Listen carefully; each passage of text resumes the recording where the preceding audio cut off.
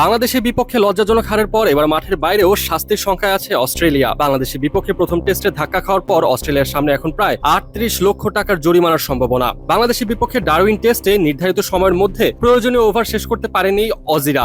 বিশেষ করে তৃতীয় দিনে তাদের বোলিং ইনিংসে নির্ধারিত ৯০ ওভারের জায়গায় ৮৬ ওভার হয়েছিল, অর্থাৎ ৪ ওভার পিছিয়ে ছিল স্বাগতিকরা। আর সেখান থেকে এসেছে জরিমানার হিসাব। আইসিসির নিয়ম অনুযায়ী সময়ের মধ্যে প্রতি ১ ওভার কম করার জন্য খেলোয়াড়দের ম্যাচ ফির ৫% করে জরিমানা হতে পারে। তবে সময়ের হিসাব চূড়ান্ত করার আগে ম্যাচের বিভিন্ন পরিস্থিতিও বিবেচনা নেওয়া হয়। অস্ট্রেলিয়ার ক্ষেত্রে সেই ৪ ওভারই তাই এখন বড় চিন্তার কারণ। অস্ট্রেলিয়ার টেস্ট ক্রিকেটারদের ম্যাচ ফি $২০,০০০ অস্ট্রেলিয়ান ডলার। ৪ ওভারের জন্য প্রতি খেলোয়াড়ের সর্বোচ্চ জরিমানা দাঁড়ায় $৪,০০০ অস্ট্রেলিয়ান ডলার।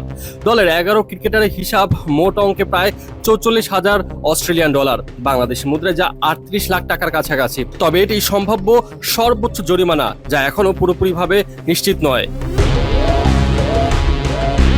কারণ ওভার কম হওয়ার পেছনে মাঠের পরিস্থিতিও দেখা হয়। ডারউইনে প্রচন্ড গরম ও আর্দ্রতার মধ্যে খেলেছে দুই দল, ফলে অস্ট্রেলিয়ার ঘাটতি হিসাব করার সময় আম্পায়ার ও ম্যাচ রেফারি সময়ের ছাড় দিয়েছে কিনা সেটি গুরুত্বপূর্ণ হয়ে উঠবে। তবে শুধু টাকা নয়, অস্ট্রেলিয়ার জন্য আরও বড় ধাক্কা হতে পারে বিশ্ব টেস্ট চ্যাম্পিয়নশিপে। নিয়ম অনুযায়ী সময়ের হিসাবে প্রতি ১ ওভারের ঘাটতির জন্য একটি করে পয়েন্ট কাটা যেতে পারে। ৪ ওভার ঘাটতি চূড়ান্তভাবে বহাল থাকলে ৪ পয়েন্টও হারানোর আশঙ্কা।